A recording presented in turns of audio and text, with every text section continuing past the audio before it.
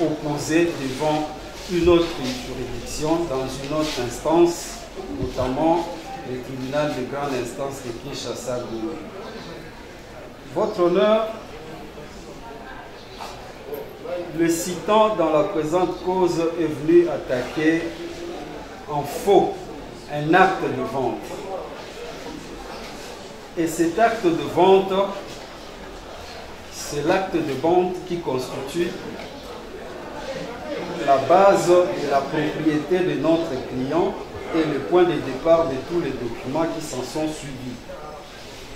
Si vous prenez le paragraphe 3 de l'état des faits de la citation directe de l'audience de ce jour, votre auguste tribunal se rendra compte que Monsieur Anyambela Sylvain, Anyambela Aurel, une copie de citation, comme ça on va suivre ensemble.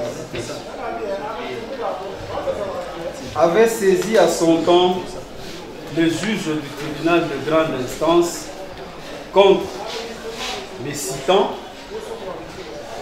Il l'avait saisi en déguerpissement et en reconnaissance des droits de propriété devant le tribunal de grande instance de Kinshasa, Gomé, dans la cause inscrite sous le RC 111 189 111 190. Et dans la cause précitée, M. Anyambela avait eu gain de cause. Par après, les citants dans la présente cause est venu en tierce opposition. À ce jour, les citants ainsi que les cités se disputent le droit de propriété de la parcelle dont l'acte de vente attaqué en faux est l'un des éléments de la propriété. Devant le juge du tribunal de grande instance, M. Anyambela a fait état de tous ces documents sur lesquels repose son droit de propriété. Et devant le même juge, les tiers opposants citant l'audience de ce jour a amené également son acte de vente ainsi que d'autres éléments au titre à devenir propriétaire sur lesquels il prétend ou il croit qu'il est propriétaire.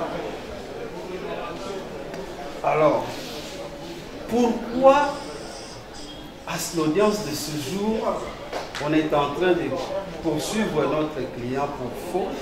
Parce que l'on prétend que la personne qui lui a cédé la parcelle n'aurait pas le droit ou le pouvoir de le faire. Mais cette personne l'a fait quand même. Vous comprendrez, votre honneur, qu'il s'agit d'un problème de droit de propriété, à vrai dire. Parce que les citants pensent que l'acte de vente dont nous nous en prévalons est faux parce que la personne qui l'a signé n'avait pas pouvoir de le faire. Et pourtant, en vertu de ce même acte de vente, notre client a gagné un jugement qui produit ses effets jusqu'à ce jour, car en tierce opposition, mais non suspendu. C'est pourquoi nous estimons que le vrai problème ici, c'est un problème de droit de propriété. On est venu par ricochet se cacher derrière votre tribunal en attaquant un acte dont on est incapable de s'inscrire en faux contre ça devant le juge civil et de pouvoir gagner. On a fui le vent violent qu'on a senti devant le juge civil. On n'a pas de titre de propriété sur lequel on peut asseoir son droit à être propriétaire de la parcelle. On prend cet acte de vente, on les défère ici. Mais vous n'êtes pas juge des droits de propriété. Vous n'êtes pas juge pour dire effectivement la personne qui a vendu n'a pas qualité ou a qualité. Parce que ce soit la personne qui leur a vendu, que ce soit la personne qui nous a vendu, premièrement, elles ont le même nom, ça voudrait dire qu'elles sont de membres des familles. Et ce n'est pas votre tribunal qui dira tel titre de propriété tel propriétaire ne l'est pas où il est. C'est le juge civil qui peut bien trancher ce genre de litiges portant sur des actes de vente, des titres de propriété, des fiches parcellaires et autres. Et les parties sont à ce jour devant le juge civil sous le RC 127 818 à l'initiative du citant. 127 818. Les citants et demandeurs en tierce opposition. Parce qu'il considère qu'il est propriétaire et nous considérons que nous le sommes, étant attendu que nous avons été confirmés par un jugement. Eh bien, laissez-nous continuer devant le juge civil. C'est lorsque le juge civil aura désigné le vrai propriétaire que l'un des actes de vente serait devenu faux. Mais le juge civil n'a pas encore désigné l'un des propriétaires parmi les deux, le tiers opposant et le tiers opposé. On peut déjà l'acte de vente pour le déférer devant vous en disant que cet acte de vente est faux. Mais qu'est-ce qui prouve que le vôtre est vrai? Parce que nous avons bénéficié d'un jugement sur ce même acte de vente. C'est pourquoi nous disons votre auguste tribunal est suspendu par une question préjudicielle de nature civile. C'est-à-dire les faits que vous devez juger logiquement ne rentrent pas dans la sphère, je ne dirais pas des compétences, mais des choses que vous devez solutionner, des choses que vous devez donner la solution. Qui est le propriétaire, qui ne l'est pas? Quel est l'acte de vente vrai, quel est l'acte de vente faux? Qui a le droit coutumier de pouvoir céder les parcelles à cet endroit, dans cette zone, et qui n'a pas ce droit coutumier? Ce n'est pas de l'apanage de votre pays. Et le tribunal qui en a compétence, qui a l'apanage de trancher ce genre de litige, est effectivement saisi et l'affaire a été renvoyée à une date certaine pour la mise en état et éventuellement plaidoirie. C'est ainsi que le citant devra prendre son mal en patience. Le tribunal également, il ne se précipite pas, bien que c'est au pénal, que le tribunal puisse surseoir à statuer pour question préjudicielle en attendant que le parti puisse en découdre devant les juges civils du tribunal de grande instance, saisi sous le RC 127 818. La deuxième exception, là je serai très bref, c'est le double emploi. Votre honneur, les exceptions sont présentées de manière alternative, c'est-à-dire l'une à défaut de l'autre. Une exception n'annule pas l'autre. Le double emploi, pourquoi? Les citants dans la présente cause a saisi les juges du tribunal de grande instance dans l'affaire que je viens de mentionner tout à l'heure, en tierce opposition contre les documents que nous détenons sur lesquels nous asseyons notre droit de propriété sur la parcelle, notamment l'acte de vente. Mais le même citant qui laisse les juges civils pour venir ici attaquer le même document. C'est ce qu'on appelle le double emploi. Sachant que c'est un dossier qui porte sur un titre de propriété. Pourquoi se précipiter? Le droit de propriété, voulais-je dire. Pourquoi se précipiter avant même l'examen des documents sur lesquels le tribunal s'est basé à l'instance passée, venir saisir un autre juge? Votre honneur, pour double emploi, votre auguste tribunal va déclarer cette cause irrécevable, laisser le juge civil faire son travail, établir les droits de propriété et les restes s'ensuivent. Je peux dire passer au baptême de fait, c'est-à-dire vous avez examiné l'acte attaqué à aujourd'hui, vous l'avez examiné à loin et à large, vous avez déclaré non établi en fait comme à droit.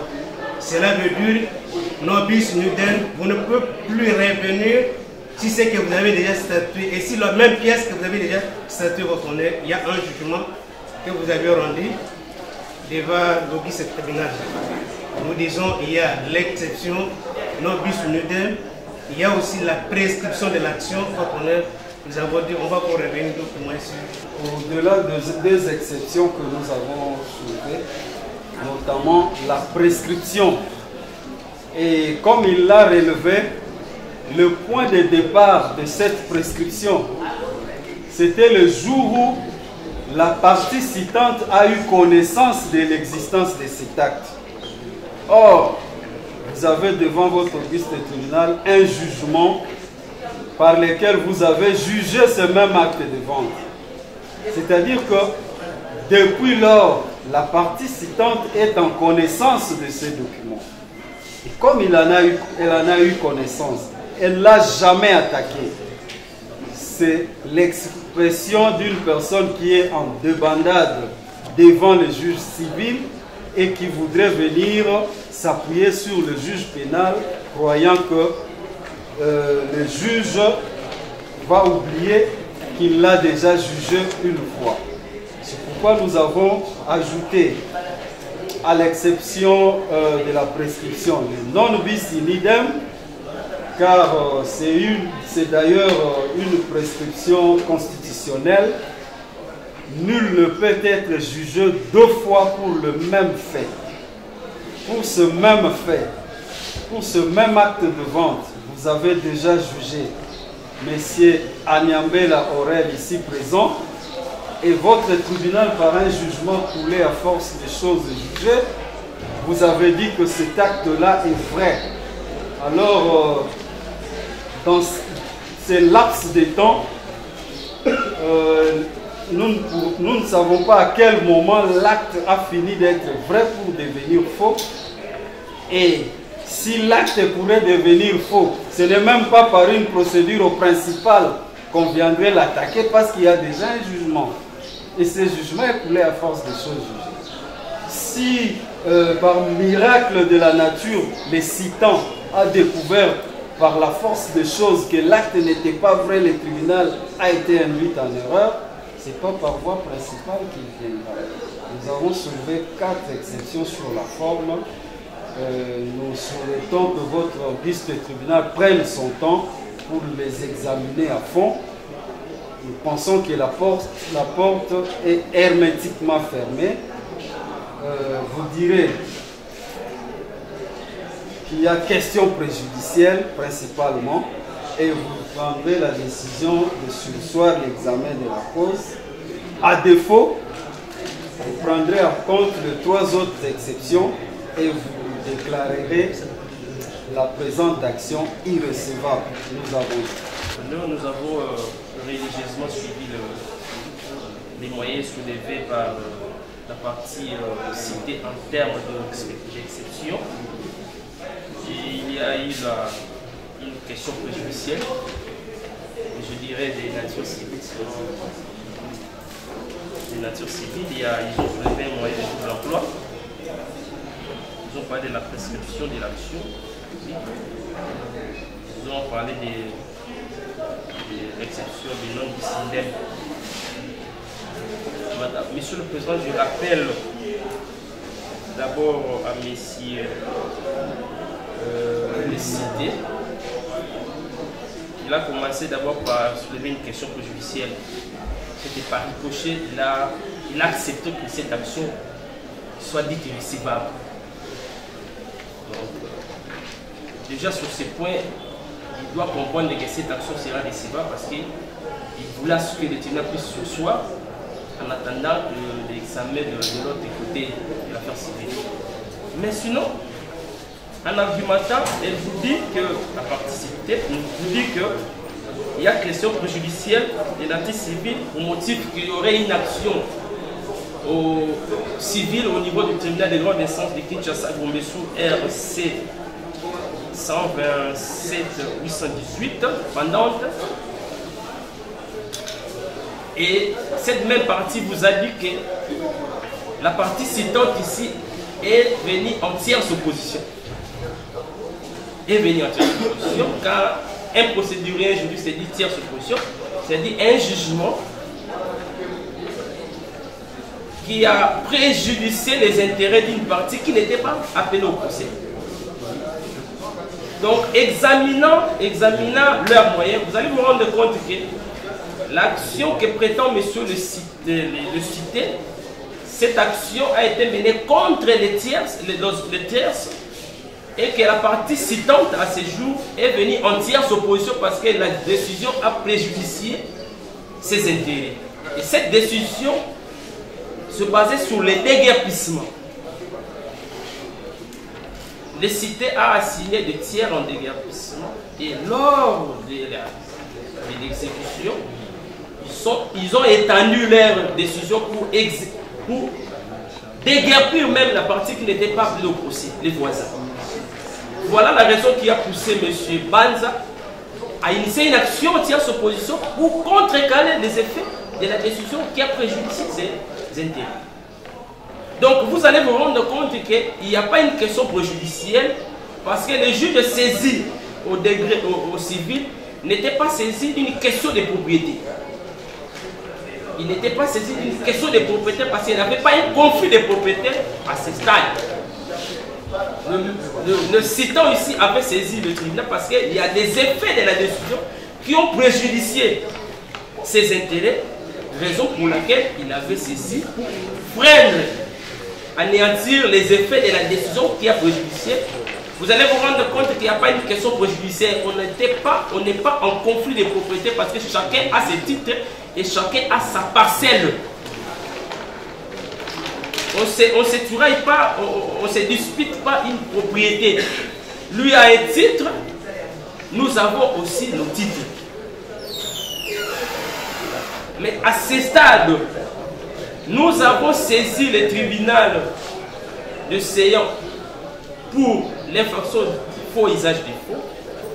Parce que le document qui prétend, monsieur le cité, a étendu son droit de propriété sur la parcelle qui a déjà un titre. Donc vous avez un acte de vente qui vous donne les droits sur la parcelle d'autres personnes, alors que ces autres personnes ont des titres. Donc il a outrepassé les mesures, raison pour laquelle nous avons saisi le tribunal parce que c'est un faux.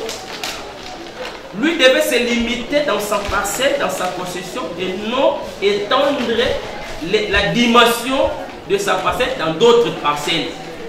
Donc son acte de vente qui donne le pouvoir d'outrepasser les limites des autres a appelé à un examen sur les faux et usage des faux. Raison pour laquelle nous avons saisi votre tribunal pour que le tribunal puisse détruire ces faux documents qui a outrepassé les dimensions. Ça c'est le premier moyen. Donc vous allez vous rendre compte qu'il n'y a pas de question préjudicielle parce qu'il n'y a pas un conflit de propriété.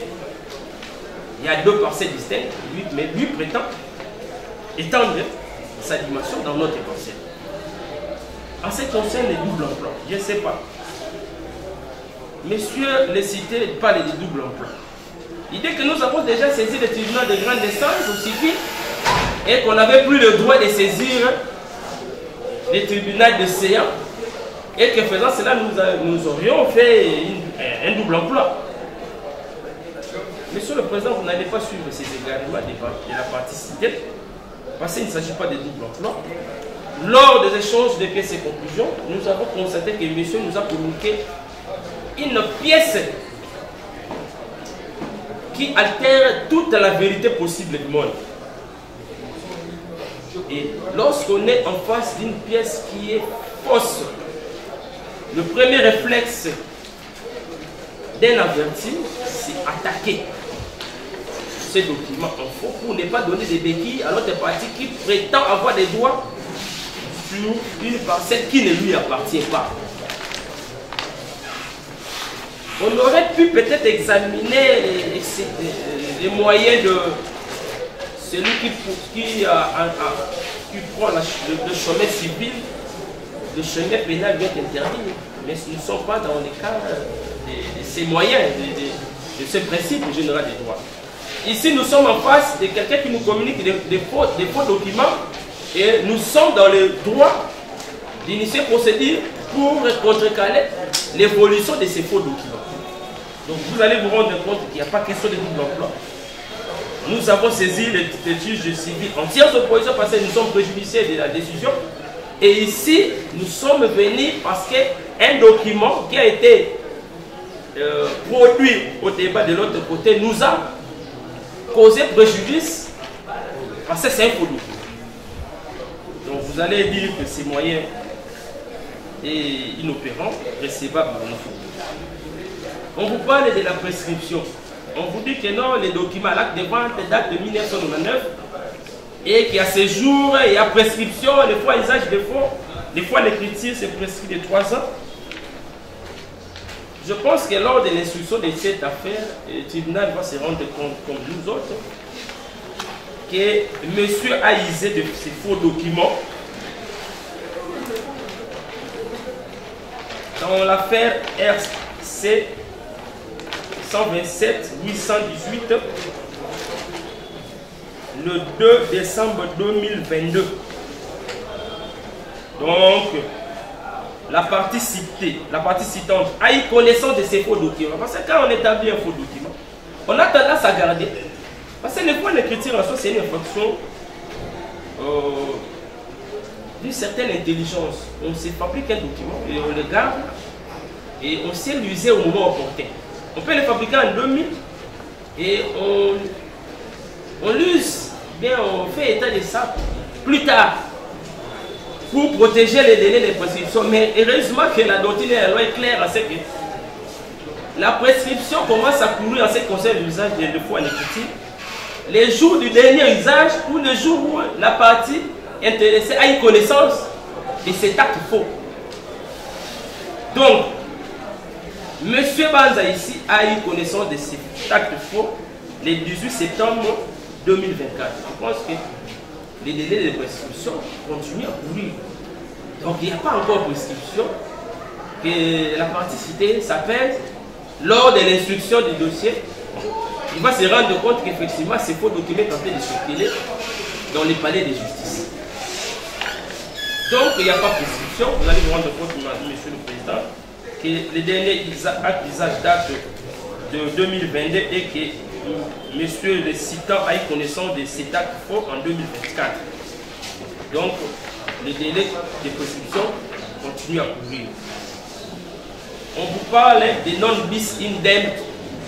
Semblerait-il que votre juridiction a eu déjà à examiner cet acte faux et qu'il avait acquitté le prévenu et qu'à ce jour, la partie citante ne peut plus revenir en application du principe de non bis idem. Monsieur le Président, ces moyens est irrélevant parce que on vous a produit une décision où la partie Banza n'est pas partie au procès. N'est pas partie au procès. Et la partie était opposée à d'autres personnes. On ne sait sur quel acte de vente. Mais on n'a pas fait état de cet acte de vente dans le dossier. L'acte de vente que nous attaquons aujourd'hui, c'est l'acte de vente que lui a produit. Mais l'acte de vente qu'on fait état dans ce dossier, je pense que c'est un acte de vente qu'ils ont été en conflit avec d'autres. Mais ce que nous avons vu, ce n'est pas ce qui est repris dans la décision donc c'est inventé. Donc cette personne, monsieur le cité, n'en a jamais été jugé par votre juridiction pour le faux et les critiques concernant cet acte de vente contre à la diligence ou bien à la diligence de la partie citante devant votre. Donc,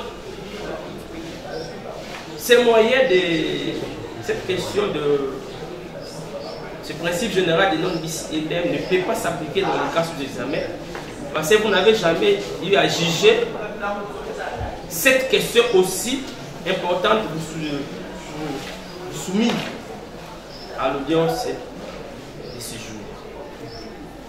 De manière ramassée, vous allez, à moins que je sois complété par mon estimé confrère, mais en conclusion, vous allez ces moyens et les dire non fondés. Si par impossible, vous dites que c'est... vous devez quand même recevoir ces moyens. Moi, je pense que vous allez faire application de l'article 26 pour des produits civils, en joignant tous ces moyens au fond, instruire ces dossiers et nous répondre de manière définitive par une décision unique. Et faisant cela, vous allez faire œuvre utile, nous avons. Monsieur le Président, je vais répondre à, disons, compléter mon estimé confrère sur les 4 exceptions soulevées par la partie citée. Comme le confrère vient de soulever ici, lorsque nous sommes allés à la tierce opposition avec notre requérant, nous avons constaté que la partie citée nous a brandi un acte de vente signé, voilà la date, mon préjudice, le 10 juin, comme vous attendez, il y a PV de constat, voilà. Le 10 juin 1999, voilà l'acte là. Monsieur le Président, vous allez constater dans cet acte, sur l'entête, on a mentionné République d'Isaïe, quartier Ngombe Lutendele, zone de Mongafula, ville de Kinshasa, famille coutumière de Kimbouala. Vous allez comprendre que à 1999, on n'était plus en République d'Isaïe. On était déjà en République démocratique du Congo. Et dans le même acte,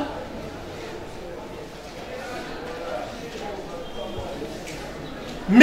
Agnambele a eu auprès, entre parenthèses, d'un chef coutumier Moukoko, un terrain de 100 mètres sur 30. Et arrivé sur le lieu, on va constater d'autres choses. Et voilà là où le conflit est né. Si vous lisez le 2 jugements que la partie citée vous a présenté, Monsieur le Président, honorable membre de la composition, l'organe de loi, vous allez constater que l'acte de vente en question, c'est un acte fabriqué de toutes pièces. Et pendant le mesurage, Monsieur le Président, oui. Je dis, je réponds d'une manière vague dans le 4 exceptions. Évitez-nous les fonds. Son terrain limite à 100 mètres. Et d'ailleurs, je vous informe qu'il y a encore une autre action initiée déjà au même tribunal sur la destruction méchante et déplacement de bornes. Malheureusement, le greffier a expérimenté l'exploit en question en retard. Pour lier à quel moyen? C'est ça, Monsieur le Président. J'arrive, je dis que je réponds sur les 4 exceptions soulevées par le confrère. S'il vous plaît. Monsieur le Président. C'est mieux, méthodiquement, pour nous aider à comprendre. Aller. Pour la première exception préjudicielle, Monsieur le Président, c'est clair. Notre client a eu la connaissance de cette affaire à l'audience où nous avons sollicité la suspension du jugement sous RC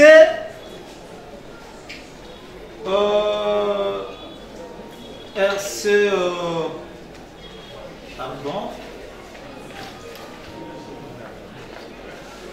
c'est sous RC. Voilà. Si le tribunal peut nous aider avec l'espoir, puisque je le perdis. Voilà. Sous RC 111 189 bar 111 190. À l'audience du 2 décembre 2024, si je ne me trompe pas. Mais c'est le président. Et c'est pendant cette affaire que la partie citée va brandir l'acte de vente.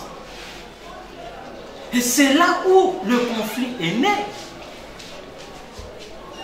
Si vous lisez bien le jugement qu'on vous a brandi, vous allez constater que, Monsieur le Président, le nom de mon client n'est pas cité. Il n'est pas repris. Et il ne savait pas qu'il y a une affaire qui passe au tribunal de grande instance de Kinshasa-Gombe ou une affaire qui était au niveau du tribunal de paix de Kinshasa-Ngaliema. Non. Non, rien du tout. Monsieur le Président, sur double emploi, qu'actuellement, présentement, c'est ça qu'il dit, il y a une affaire en tierce opposition sous les RC 127 818. L'affaire là, d'après lui, elle est pendante devant le tribunal de grande instance. Voilà pourquoi il soulève la question préjudicielle. Votre confrère a dit ceci, qu'il ne peut pas y avoir question préjudicielle dans la mesure où, dans cette affaire-là évoquée par les cités, lui ne faisait pas partie. Je crois qu'il faut s'accrocher et développer un peu là-dessus. Parce que quand vous nous amenez, on ne sait pas lier ce que vous dites par rapport aux moyens. Essayez un peu d'être précis pour que notre jugement soit également précis. Sinon, vous nous amenez... Monsieur le Président, je te précise. Ils ne sont pas. Les partis, c'était... Monsieur le Président, je pense aussi que le tribunal connaît très bien le principe à question que le criminel tient le civil en état. Lorsque notre client a su qu'il y a un acte de vente, c'est en ce moment-là il a pris la décision de venir saisir votre auguste tribunal, Monsieur le Président. Je pense que j'ai répondu à la... Je pense que j'ai répondu à la préoccupation des partis cités. Écoutez, les 100 mètres, c'est 30. Et quand il a eu ses arsenals de jugement, il veut maintenant élargir. C'est là où il veut maintenant impliquer ses voisins en brandissant ces jugements-là. C'est là où je suis allé voir le maître. Non, non, ce n'est pas notre logique. Il doit se limiter dans ces 100 mètres-là. Pourquoi déposer? C'est pourquoi je suis allé solliciter le maître en fait d'initier des actions en justice. C'est un grand problème. Monsieur, vous avez la parole pour répondre aux 4 moyens qui ont été soulevés, la question préjudicielle, la prescription, le double emploi, ainsi que les tout derniers moyens L'ONBS NIDEM. Vous avez suivi avec nous le débat. Vous avez la parole pour votre avis. Dans une affaire qui les oppose, et cette affaire est enrôlée sous les RC. Nous sommes dans la doctrine avec le doctrinaire Ngoto dans son livre intitulé L'essentiel du droit pénal congolais, à la page 119. Les doctrinaires, Monsieur le Président, donnent une jurisprudence de la Cour suprême de justice dont nous prenons lecture.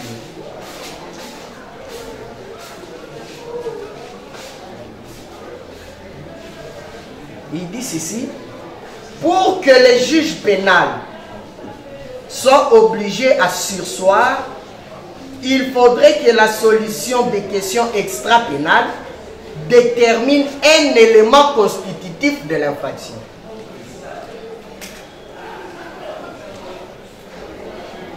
C'est la référence de la jurisprudence que nous venons de citer. La Cour suprême de justice, RP 014/CR du 26 mars 2014.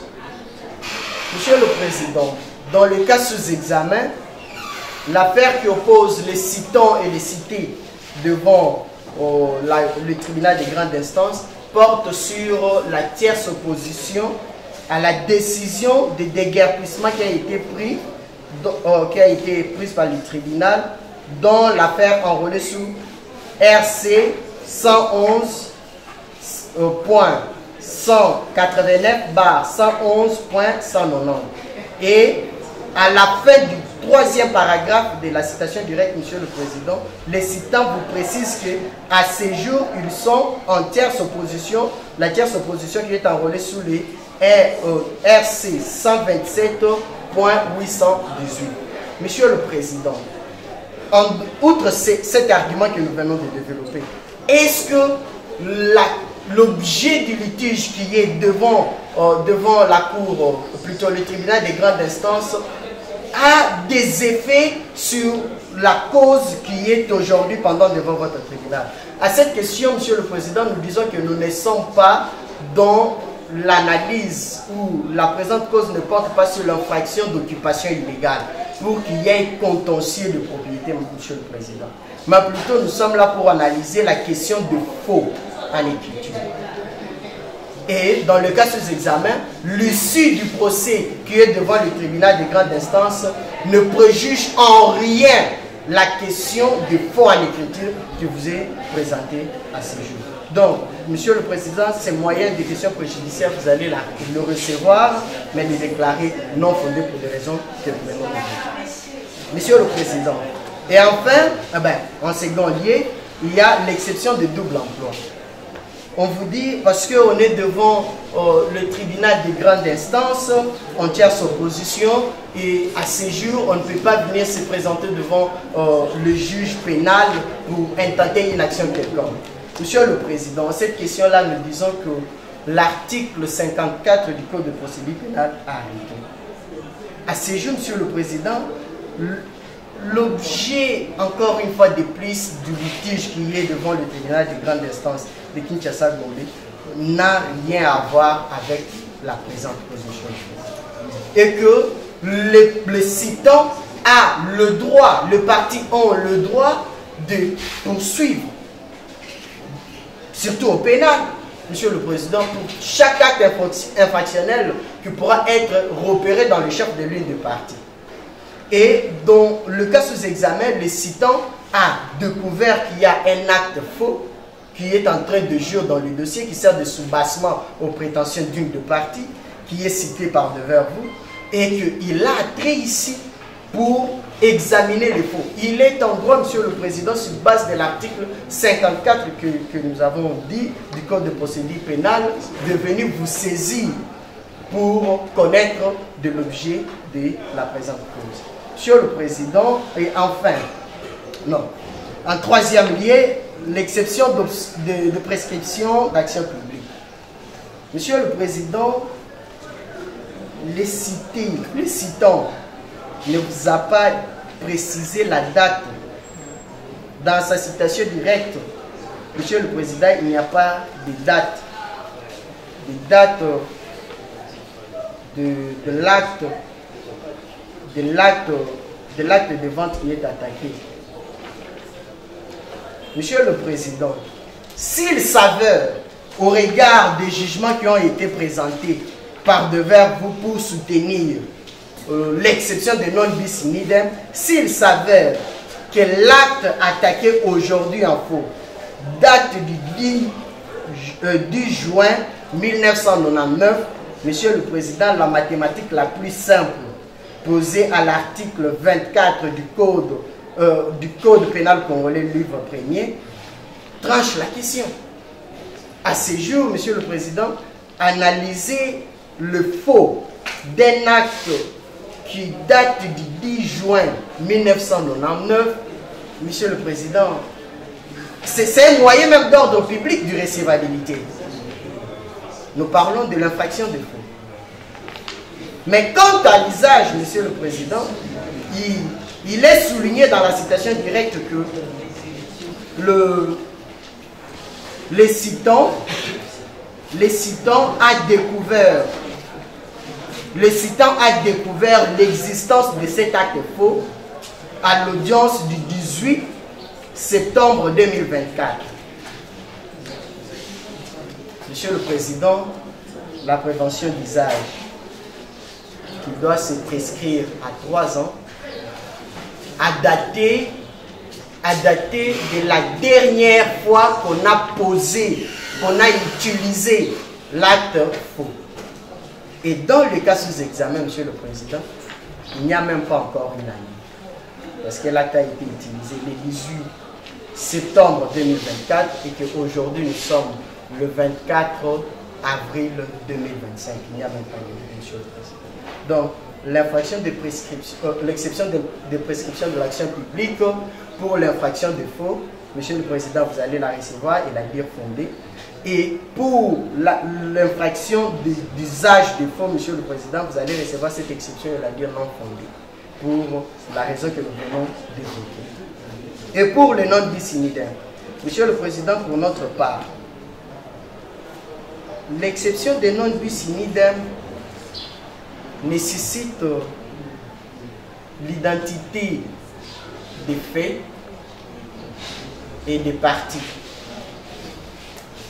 Dans les cas sous examen, Monsieur le Président, sous le déjugement, dans le déjugement qu'on vous a présenté, Monsieur le Président, nulle part les citants n'a porté, n'a intenté une action contre les cités ici présents.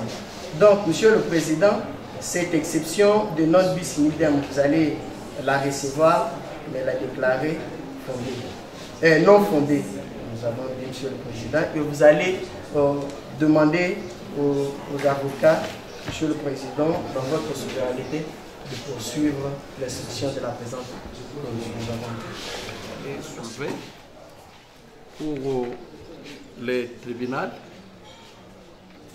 pour besoin d'avoir d'arguments assez assis et de produire une décision en toute objectivité, le tribunal va prendre ce moyen délibéré pour se prononcer dans les délais de la loi, demandant ainsi aux parties de pouvoir déposer leur lettre de plaidoirie dans le temps que les parties connaissent très bien.